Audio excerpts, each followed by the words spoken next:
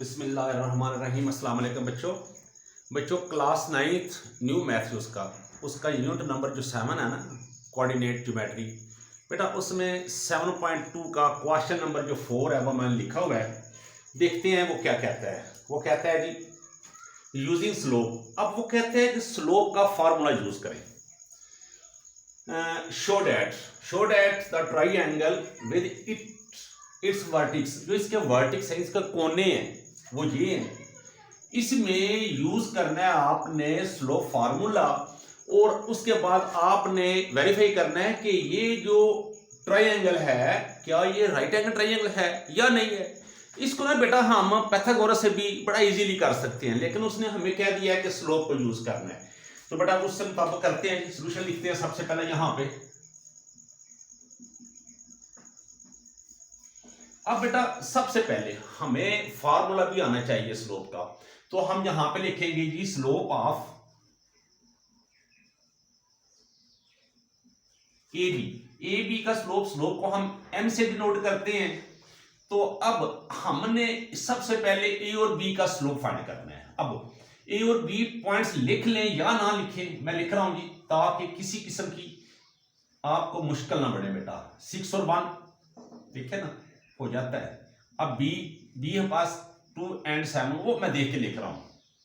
ये हमारे पास है, तो हम यहां पे लेट करेंगे x1 और यहां पे x2, ये हम लेट करेंगे। उसके बाद y1 और y2 ये हम लेट करेंगे।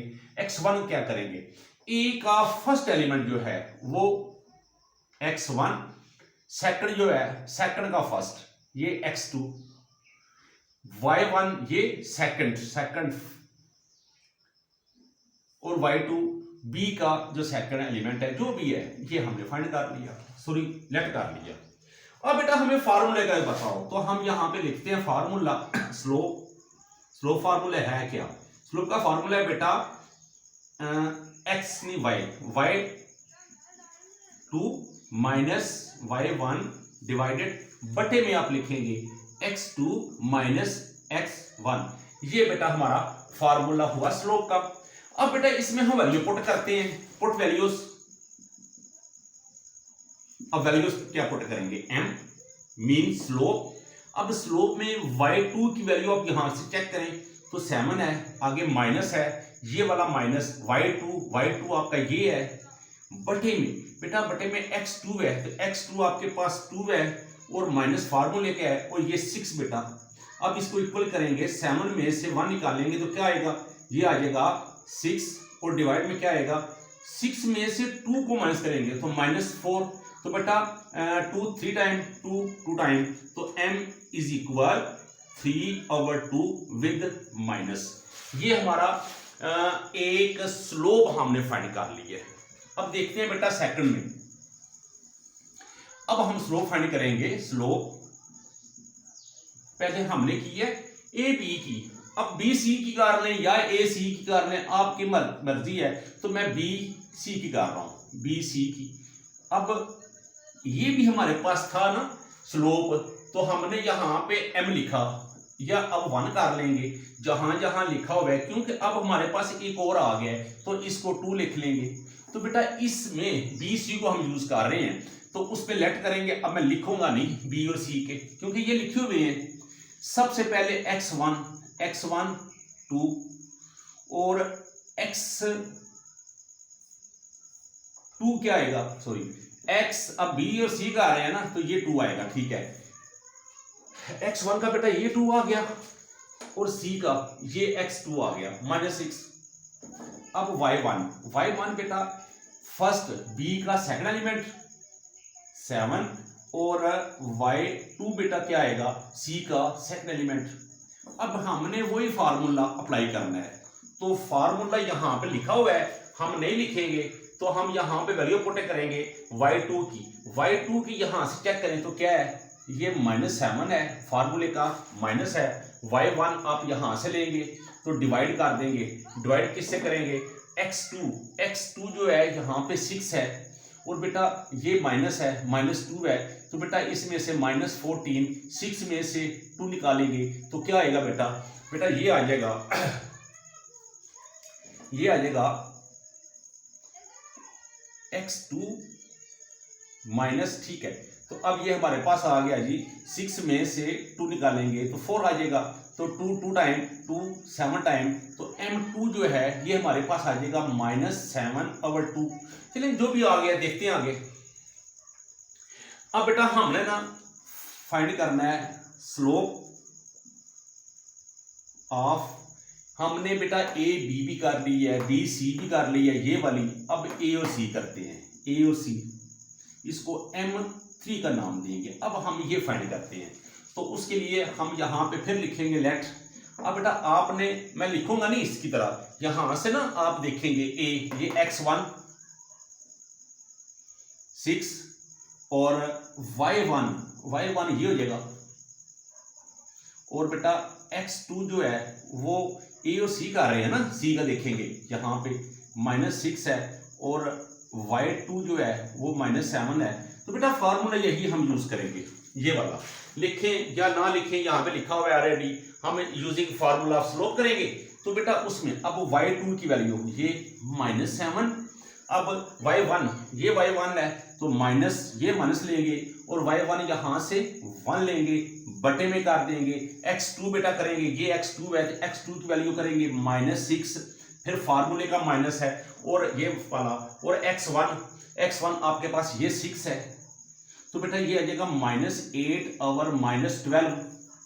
तो बेटा 4 2 टाइम 4 3 टाइम, ये इससे कैंसिल है, तो ये आ जाएगा, यहाँ पे नीचे लिख लेते हैं, चलिए इधर लिख लेते हैं, ये आ जाएगा 2/3। अब m3 जो है ये m3 है, ये हमारा आ गया है 2/3।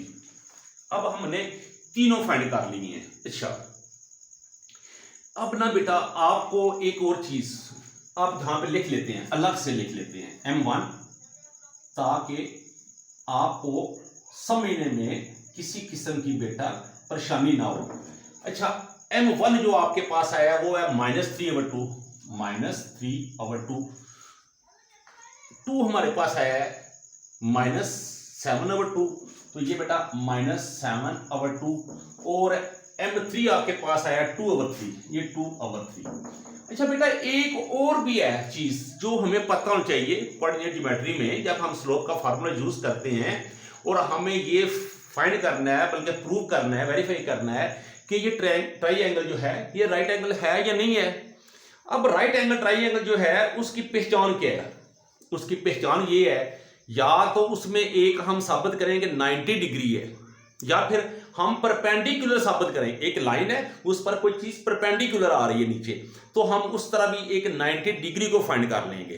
तो हमें ये पता होना चाहिए कि जो m मल्टीप्लाई m, अब दोनों m को मल्टीप्लाई करें तो -1 आए, अगर ये चीज आए तो ये क्या होता है, ये परपेंडिकुलर होता है। अगर m, एक m या दूसरा m दोनों बराबर हों तो वो क्या होता है, वो पैरेलल होता है। ये मैं पहले क्वेश्चन कर चुका हूं। तो यहां पे हमारे पास देखे जरा, ये 2 और ये 3 और 1, यहाँ पे 1 है और यहाँ पे 3 है। अब दोनों को हम देखिए पुट करते हैं वैल्यू, इसकी वैल्यू है -3/2 मल्टीप्लाई ये 2/3 इज इक्वल -1, ये इसे क्या, तो -1 इज इक्वल -1। तो इस तरह हम कह सकते हैं कि ये -1 इक्वल -1 आ गया है, तो हम इसको ड्रा भी कर लेते हैं। मैं अपना ट्राइएंगल थोड़ा सा ना छोटी ही लिखूंगा। अब ये देखें, अब m1 क्या था, m1 था a और c था, a और b, ये a और ये b, इसको a का नाम देता हूं, इसको b का नाम देता हूं, इसको c का नाम देता हूं। अब देखें m1 m3, अब a b जो है ये परपेंडिकुलर है किस पे, bc पे, किस पे, bc पे। ये देखें ac परपेंडिकुलर ab, ये 3 लिया ना, ये 1 लिया है, ये देख लें। तो ये जो है ना ये परपेंडिकुलर है इस पे, या ये परपेंडिकुलर है इस पे, बात तो एक ही है ना। देखिए जब परपेंडिकुलर होगा ना तो ये 90 डिग्री ही बनेगा। अब अगर ए बी को हम बोल दें कि ये परपेंडिकुलर है किस पे, बी सी पे, या फिर बी सी जो है ये भी परपेंडिकुलर है ए सी पे, जो मर्जी कर लें, तो इस तरह ये जो एंगल बनेगा 90 बनेगा। तो इस तरह हम प्रूव कर सकते हैं, कंक्लूजन हमारा ये बनेगा कि ये जो ट्राइंगल के वर्टेक्स हैं ये राइट एंगल ट्राइंगल का वर्टेक्स है। जो हमारा बेटा नतीजा बनेगा, जो हमारा आंसर बनेगा, हम लिखेंगे कंक्लूजन में कि हमारे जो ये वर्टेक्स हैं, जो गिवन वर्टेक्स जो भी हमारे पास हैं वो एक ट्राइंगल, राइट एंगल ट्राइंगल के हैं। ये हमने प्रूव करना है और यही हमने प्रूव किया है। उम्मीद है कि आपको बेटा समझ आ गई होगी। दुआ में याद रखिएगा। अल्लाह हाफिज।